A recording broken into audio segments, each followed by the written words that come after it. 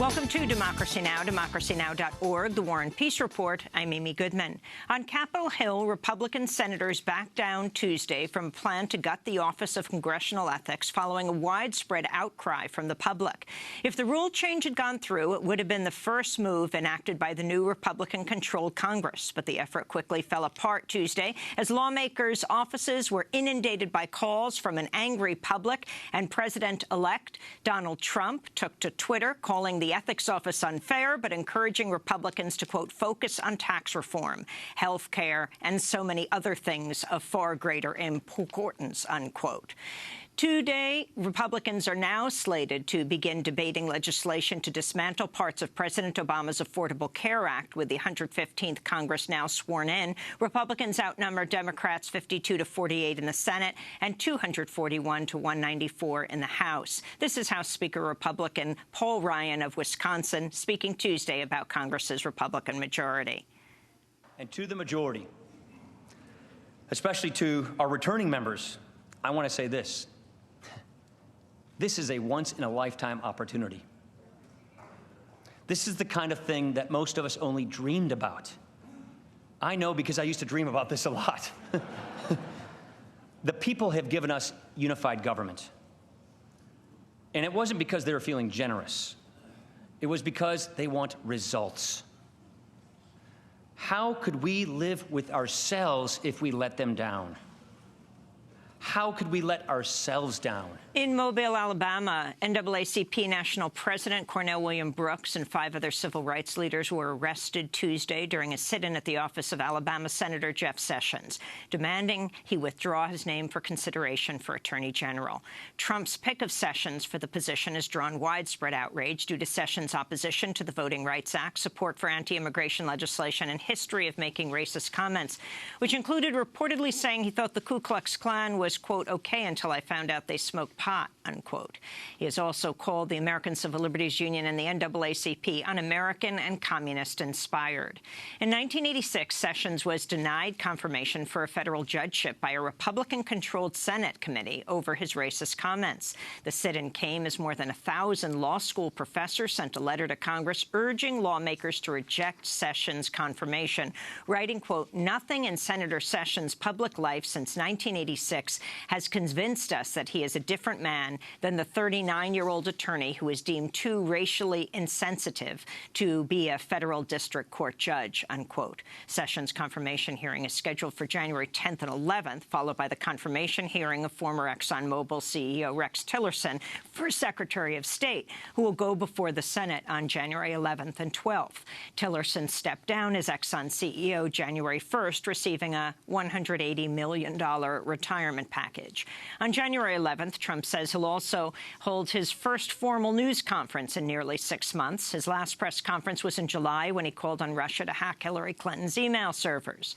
Trump claims in his upcoming news conference he'll reveal, quote, things that other people don't know, quote, about the alleged hacking of the U.S. election. The Turkish parliament has voted to extend the state of emergency for another 3 months following a New Year's shooting attack in an Istanbul nightclub that left 39 people dead. The state of emergency was first imposed after the summer's failed military coup. Since then, 100,000 public workers have been suspended from their jobs, and 40,000 people, including dozens of journalists, have been arrested. On Tuesday, hundreds protested outside the Reyna nightclub in Istanbul, condemning the violence and calling for more democracy in Turkey. The only way to get over this kind of situation is to bring more democracy, freedoms, peace, and the institutionalization of secularity. They want to accustom us to grisly attacks. I am here to show that I will not surrender to this violence. I am very sorry.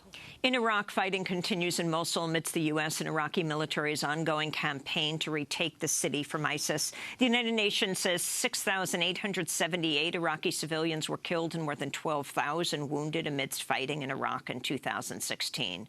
In Israel, an IDF soldier who was caught on video executing a wounded Palestinian man last March has been convicted of manslaughter. The video shows Palestinian Abdel Fattah al-Sharif, who is reportedly a suspect in a stabbing earlier in the day, lying immobilized on the ground in Hebron in the Israeli-occupied West Bank. The video then appears to show Israeli Sergeant Elor Azaria firing a single shot into the man's head from a close distance, killing him. Azaria's conviction today comes as a new report by Defense for Children International says Israeli soldiers killed 32 Palestinian children in the West Bank and East Jerusalem last year, the highest number in a decade. In Puerto Rico, the new governor, Ricardo Rosselló, has promised to push immediately for U.S. statehood in his inaugural speech Monday, saying there can be no resolution to the island's economic crisis while Puerto Rico remains a territory of the United States.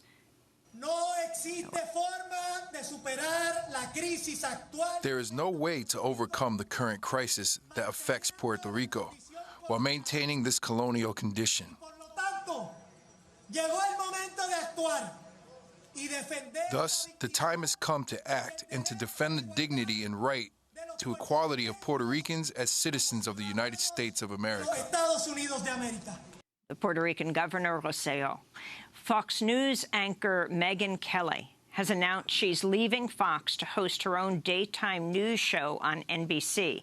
Kelly famously faced off with Donald Trump during the 2016 election when she asked Trump about his history of calling women, quote, fat pigs, dogs, slobs, and disgusting animals, unquote. After the debate, Trump criticized Kelly, saying, quote, you could see there was blood coming out of her eyes, blood coming out of her wherever, unquote. Fox News had offered Megyn Kelly $20 million a year to stay at the network. It's believed she'll be making at least that at NBC News. In a major victory in Pennsylvania, imprisoned journalist and former Black Panther Mumia AbuJamal has won an injunction forcing the Pennsylvania prison system to provide him life-saving hepatitis C medicine.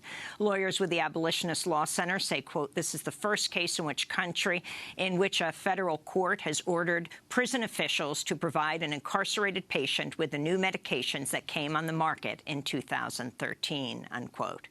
In South Carolina, the sentencing phase of the trial of white supremacist and convicted murderer Dylann Roof is opening today in Charleston. Roof has been convicted of 33 counts of federal hate crimes for murdering 9 black worshipers, including Pastor Clemente Pinckney, at the historic Emmanuel AME Church in June of 2015. And here in New York, Governor Andrew Cuomo has unveiled a new plan to make public colleges and universities tuition-free for families earning $125,000 or less a year. Cuomo announced the plan alongside Vermont Senator Bernie Sanders Tuesday. Average college debt, $30,000 per student. Just think about that. And half the student debt in New York is higher than $30,000. That is not fair. That is not right.